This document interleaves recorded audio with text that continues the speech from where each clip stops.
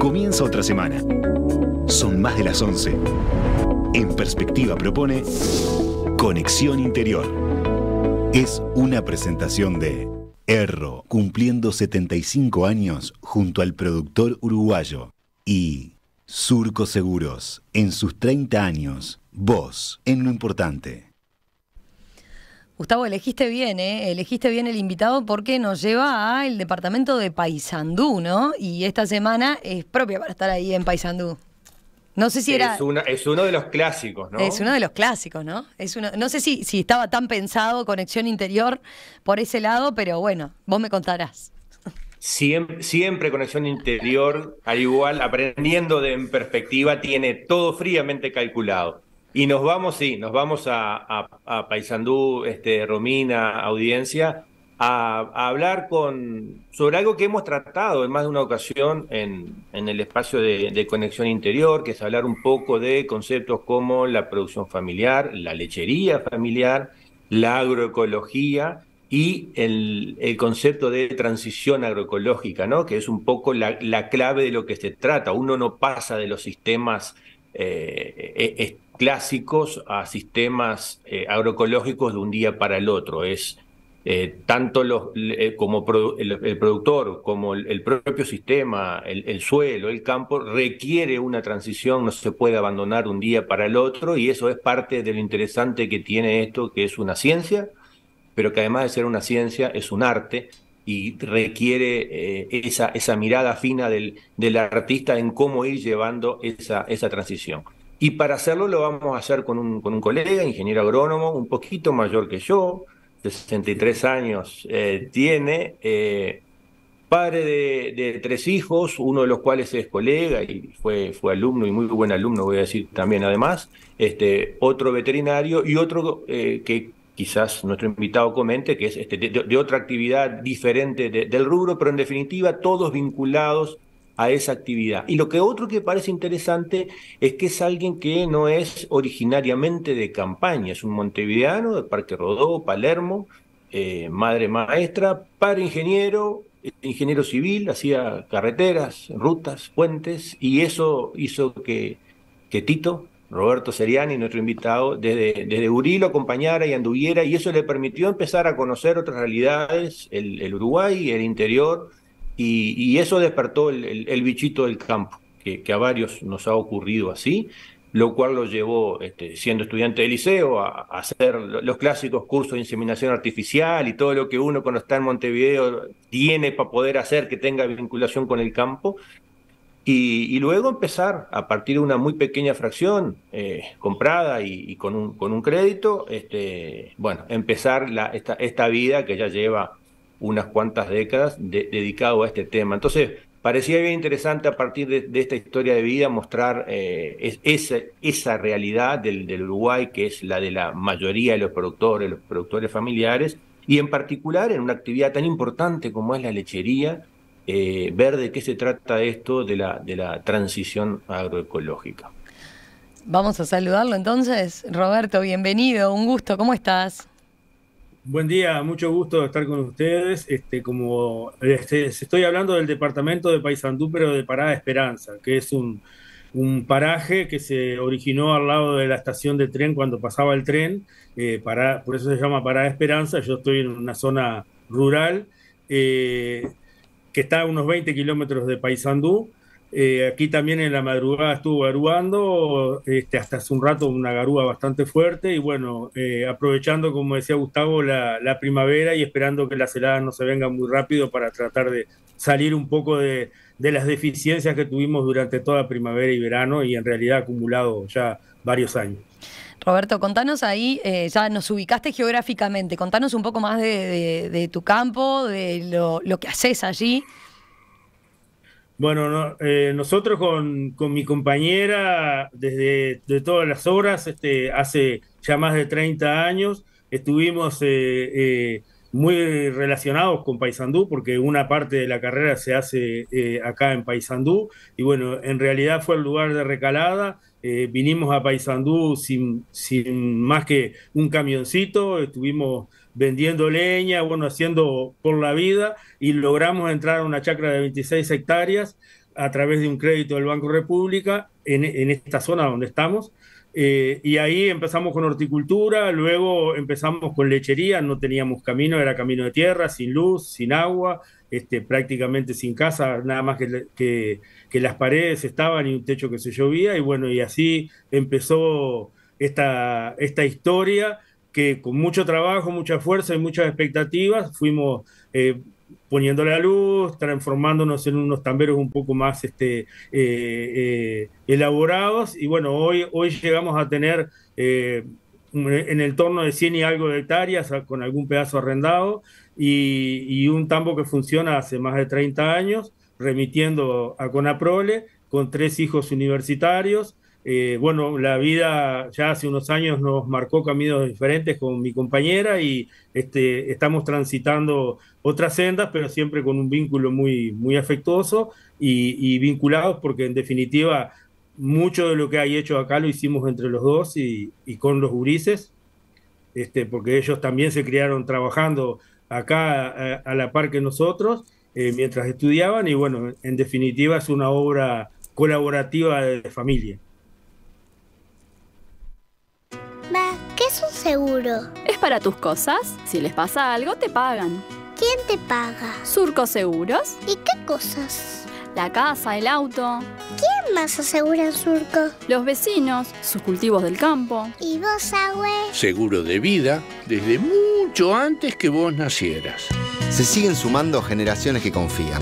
Cumplimos 30 años cumpliendo. Surco Seguros. Vos en lo importante.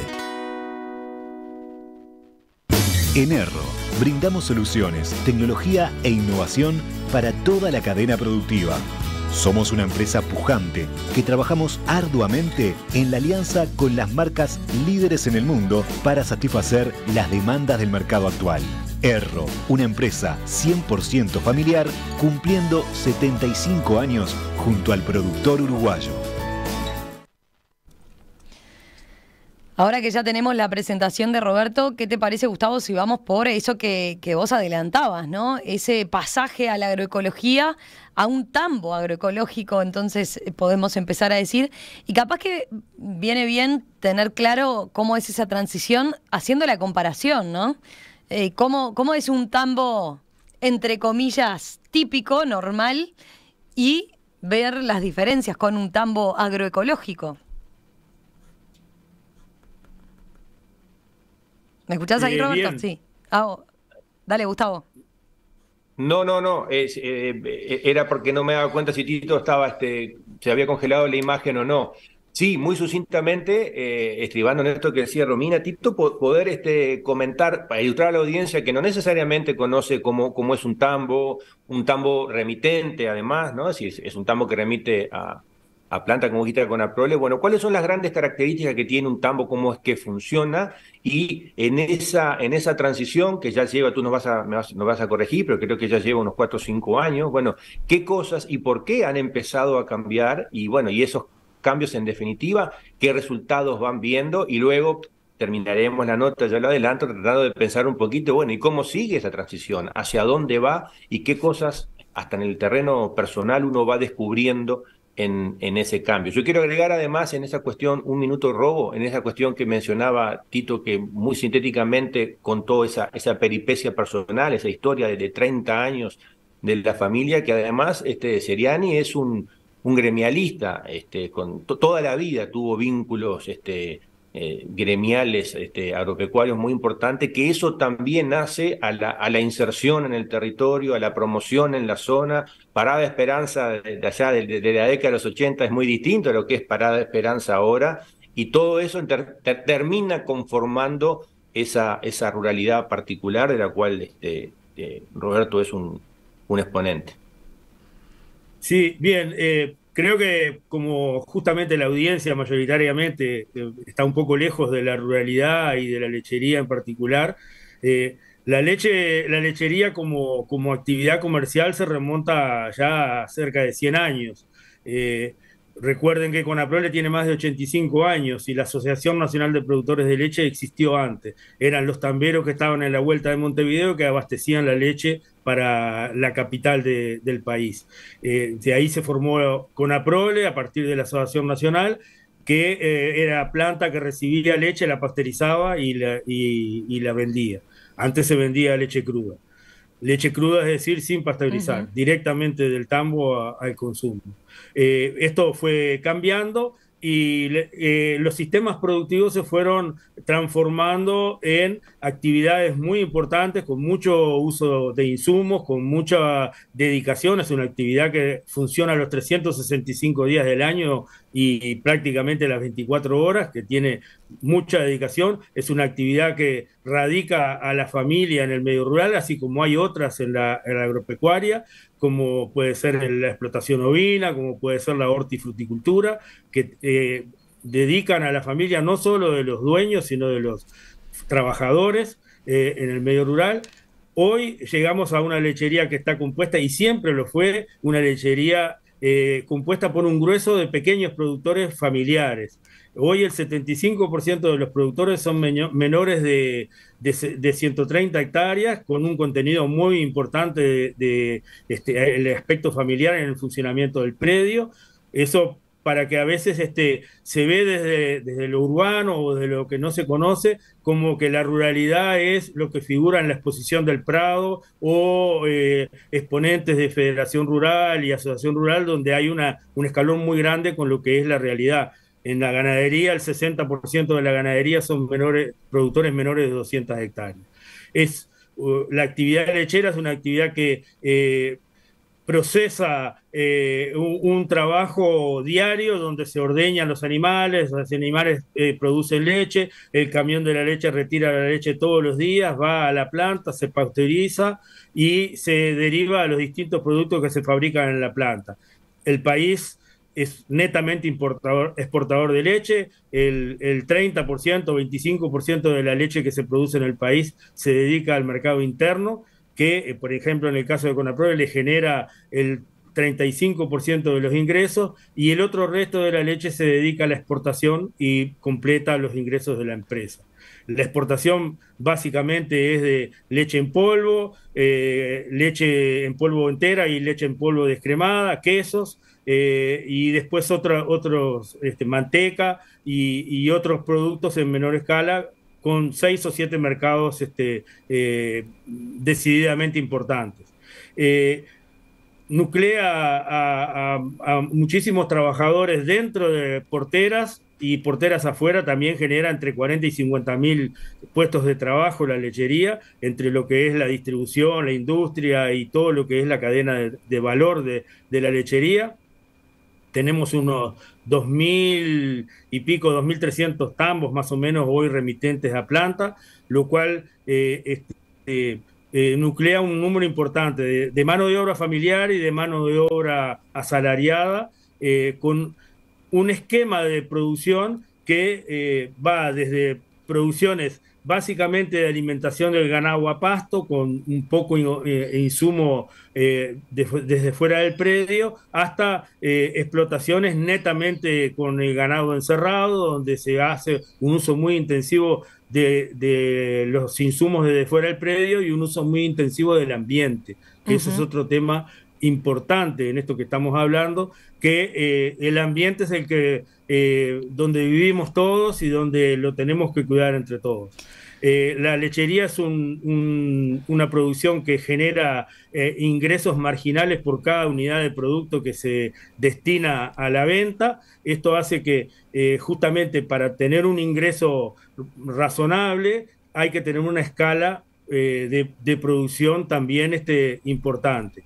Y eso hace que muchos de los productores chicos siempre estemos corriendo la carrera de la zanahoria, porque cuando incluimos el avance tecnológico, el uso de tecnología, el uso de insumos, siempre tenemos que correr desde atrás con esos pequeños ingresos marginales que nos produce, poder cubrir esos gastos. Y en general entramos en una espiral muy importante de desfinanciación.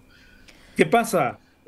Cuando lo miramos desde el punto de vista de la agroecología, tenemos por un lado, el cuidado del ambiente, el buscar una forma de producir mucho más amigable con el ambiente y con las personas que trabajan en ese ambiente, y también buscar una producción que se pueda tipificar de una manera un poco más saludable, donde va a haber mucho menos huella de carbono. Ustedes la deben haber escuchado, las producciones que dejan una huella de carbono importante en el proceso productivo. Yo te iba a preguntar eso, Roberto. ¿Qué te llevó a vos a hacer a decidir hacer la transición, digamos?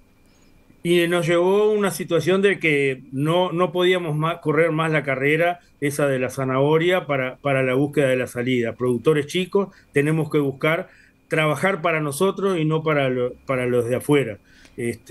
Y eso nos metió, además, con un concepto de ambiente muy importante, nos metió hace 4 o 5 años en incurrir. Nosotros estamos transitando un sistema productivo que no estamos usando casi insumos químicos. Eso te iba a preguntar, capaz que está bueno ahí hacer la comparación esa que decíamos, ¿no? Entre un tambo convencional y un tambo que está haciendo este cambio de esta transición agroecológica. Seguro. En la producción convencional se usa un esquema productivo que Gustavo lo conoce muy, muy a fondo, donde hay un uso muy intensivo de productos químicos para preparar el suelo, para preparar todo lo que son las siembras, y después un uso muy intensivo también en las curas de estos cultivos, para combatir plagas, en el uso de productos químicos sobre los animales, antibióticos, un montón de situaciones que se van agregando a la cadena trófica donde estamos insertos. La agroecología, además de tener un concepto ideológico de cómo se hace la llegada de los productos hacia los consumidores, que se hace en forma directa, se hace en forma pactando cómo son las características de ese producto, cosa que difiere los que integramos una cadena de valor, pero en definitiva estamos en el marco agroecológico.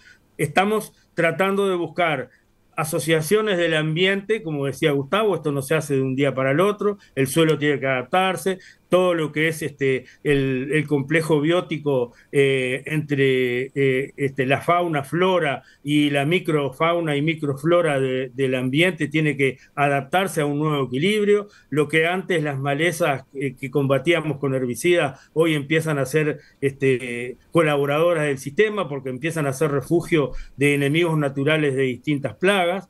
Entonces el concepto empieza a cambiarse, estamos haciendo siembras sin matar lo que ya está existente arriba del suelo. Esto hace que también empiecen a formarse equilibrios importantes. Estamos sin uso de abonos químicos, estamos usando los abonos naturales, que son las deyecciones de los animales que se distribuyen en el campo, e inclusive este sistema hace que los animales estén el menor tiempo posible concentrados en algún lado, de manera que distribuyen sus deyecciones en todo el campo y eso se redistribuye como abono orgánico en las pasturas. En fin, hay un concepto muy diferente a lo que es justamente el tambo tradicional, donde en general aglutinan los animales en un lugar, se le da de comer en un lugar donde se acumulan las deyecciones. Esto trae todo un montón de contratiempos en cómo se eliminan esas deyecciones, contaminaciones de las napas, en fin, hay todo un tema que hace diferente. Ahora, esto tiene muchos dolores de parto, ¿no? Esta transición, porque pasamos de un sistema productivo que buscaba maximizar las producciones a un sistema productivo que empieza a convivir con el ambiente de otra manera y a minimizar los gastos. En la cuenta nuestra hace 4 o 5 años, la reducción de los gastos se ha visto muy, muy modificada. Ajá. Y ese es el plus que nos ha hecho seguir en este camino. La reducción de costos, entonces. De costos. Significativamente cambia. Y ver cómo cambia el ambiente, ¿no? Hoy, claro. ¿Sabes por qué preguntaba, Tito? Porque tenía un mensaje de un oyente que decía eso. Llevar el tambo a la agroecología, ¿es una decisión para aumentar el valor de la leche, para aumentar la productividad, mejorar la ecuación económica, o se trata de un metejón meramente ambientalista? Tiene un poco de las dos, por lo que contás. Tiene un poco de todo. el ambiente ambientalista no es un mentejón. Todos estamos insertos en una situación de cambios climáticos, de complicaciones en el ambiente. Por ejemplo, casi todos los tambos chicos están en el entorno de poblaciones. Hoy la legislación no permite hacer fumigaciones a menos de 500 metros ni de las escuelas ni de las poblaciones. Eso es una limitante que vamos a tener en el uso de la tecnología actual productivista. Entonces, esta tecnología nos permite convivir al lado de una casa o al lado de una escuela sin tener esos problemas. No es solamente eso, pero hay un beneficio que, por ejemplo, después que tengamos varios miles de litros de leche producida de este sistema, podremos diferenciar dentro de la cadena de valor productos que tengan que no tengan octógonos, por ejemplo, y que tengan una diferenciación. Hoy a nivel mundial todos están viendo que los productos se están diferenciando por su origen, tienen una trazabilidad hacia dónde se producen, la carne, los productos. No va muy lejos que la leche se vaya a tener una trazabilidad de cómo se produce y la huella de carbono que deja, no solo la huella de carbono, sino la huella hídrica. Ya se está manejando cuánta agua se gasta en un proceso productivo para producir una unidad de producto. Y esto va a diferenciar a la producción. Seguramente no lo voy a ver yo, pero va a haber un cambio muy importante a nivel mundial y la excelencia es lo que nos va a permitir entrar a algunos mercados que no entramos. Vender a granel leche en polvo más o menos es bastante fácil, o más o menos fácil, pero vender productos diferenciados es muy diferente. Tengo una pregunta desde la audiencia, dice Waldemar, pregunta, el producto final, cuando se retira la leche, agroecológico, la leche, pone él entre comillas, ¿no? Como una leche agroecológica, ¿se mezcla con la leche del sistema tradicional? Sí, hoy sí porque no hay un volumen importante como para hacer. Yo soy delegado de la lechería, de los lecheros de la Comisión de Agroecología, Comisión Honoraria de Agroecología, que dirige el ingeniero Blasina en el Ministerio de Ganadería, y el otro compañero que está conmigo es un productor agroecológico ya hace de como 20, 30 años, que está en la zona de Melilla, y él se dedicaba a vender leche diferenciada a las heladerías de Montevideo. Pero justamente es un nicho por estar cerca, por tener una situación. Ya lo hemos conversado en la dirigencia de CONAPROLE, la posibilidad de que en la medida que se pueda difundir esta tecnología y haya productores que juntemos volúmenes de leche, ir esa leche en bodegas diferentes y diferenciarse en el proceso industrial. Ahí en la zona de Nueva Helvecia, en el entorno de la Fundación Emanuel, hay varios productores ya agroecológicos que producen, lecheros, digo, que producen queso, producen determinados productos con este proceso y lo diferencian al venderlo. Es todo un proceso. En los 80 y pico de años que tiene la lechería, un poco más, pasamos de ordeñar a mano y vender la leche cruda a hoy vender en las góndolas productos manufacturados. Evidentemente este proceso seguramente no tenga los 80 años, pero va a llevar un tiempo crear una conciencia que no solo sea consumir, sino consumir cosas sanas. Gustavo, ¿algún comentario para el cierre? Porque ya nos queda poco tiempo. No, mirá, simplemente es la agroecología es un cambio de paradigma sobre cómo producir. Cuando digo un cambio de paradigma es que incorpora otras dimensiones que no están contempladas en los sistemas clásicos y sobre todo no están contempladas de la misma manera, a veces están contempladas en lo discursivo pero no en los hechos, y tiene ese gran desafío de integrar esas diferentes dimensiones en escalas temporales y espaciales muy diferentes. Por eso yo decía al principio lo del arte. Y eso obliga a pensarlo, un poco pensando a partir de la pregunta que hacía el oyente, ¿no? Es pensar sobre otras cuestiones, además de las clásicas sobre las que pensamos, que es rentabilidad, margen neto, margen bruto, resultado económico, es incorporar las demás cosas, pero ojo, y lo quiero decir porque también es muy importante, hacerlo con los pies en la tierra, como en el caso de nuestro invitado de hoy, que es alguien que vive genuinamente de esta actividad, porque a veces se menosprecia a la agroecología, a las cuestiones que tienen que ver con la conservación del ambiente, la biodiversidad, la salud de los suelos, en fin, daría muchísimo para hablar, como que son berretines de personas que tienen ingresos en otro lado y se pueden dar el lujo de hacer tal o cual cosa. Para empezar, no es un lujo, y para seguir sin sacarle ningún mérito a quienes estén en ese lugar de lujo porque tienen ingresos de otro lado, el desafío real, genuino, importante es el de casos como el de nuestro invitado, que viven genuinamente de esto, que apuestan a esto, que les cambian los números, que permiten prosperar con la familia, él, sus hijos, y tener un horizonte temporal de verdadera sustentabilidad de la actividad. Y son cientos o miles, quizás no miles, cientos de casos en Uruguay de personas que en distintos rubros están haciendo eso convencidos con una cuestión de responsabilidad social en el sentido bien amplio y puro del término. Entonces yo quiero rescatar mucho esto, digo, Tito vive de esto. Y así, y con eso es que apuesta y le ha cambiado y le ha mejorado los números. Así que de mi parte es agradecerle a Tito, y te dejo, Romina, para el cierre. Roberto Seriani, nuestro invitado hoy en Conexión Interior. Roberto, muchas gracias, un abrazo grande y gracias por permitirnos acercar ahí a tu tambo, a conocer esa transición entonces de primera mano. Bueno, muchas gracias a ustedes. Sin duda, como decía Gustavo, es un tema muy amplio que merecería varias horas de charla. Bueno, estoy a la orden en cualquier momento que se cuadre para seguirlo conversando, y gracias a ustedes por darle difusión a estas experiencias. Un abrazo. Gracias, Gustavo. Un abrazo para vos también. Nos vemos. Chau, chau. Chau, chau. Conexión Interior es una presentación de Erro, cumpliendo 75 años junto al productor uruguayo, y Surco Seguros, en sus 30 años, vos en lo importante.